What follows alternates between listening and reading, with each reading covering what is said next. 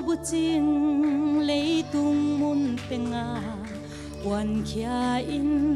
pain gen keni a the nai lo za tam te hong tel na ding in wan kia ni Zion gospel. Woo!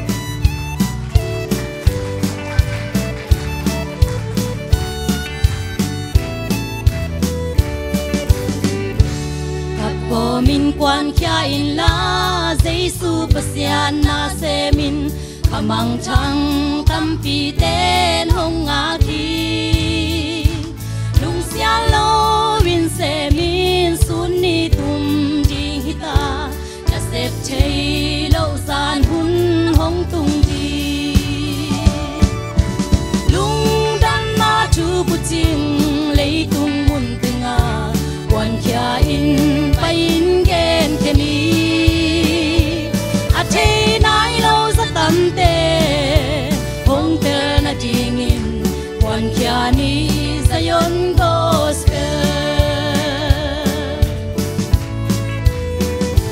si tui kha te chi pang chum na khat pap pai na kha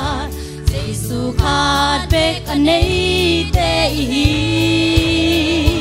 pasian khat bek a hi kwa in Giêsu a hi ama lo min dang kwa ma om lo lung dam na chu bu ching lei tung mun tenga quan kia in pain gen keni a chei nai lo za tam te hong tel na ding in quan kia ni Zion gospel.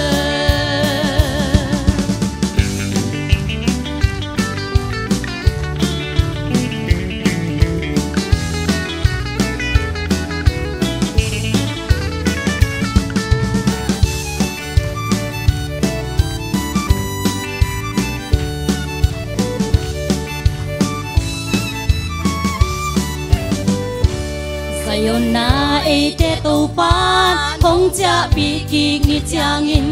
lung dam loa in imang bang liang di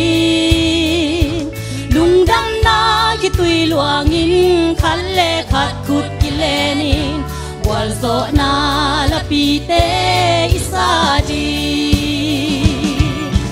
lung dam na chu bu ching lei tung mun tenga quan kia in pain gen keni a chei nai lo za tam te hong tel na ding in quan kia ni Zion gospel lung dam na chu bu ching lei tung mun tenga quan kia in pain gen keni a chei nai lo za tam te hong tel na ding in quan kia ni Zion gospel quan kia ni Zion gospel rupa min chan nai ta hen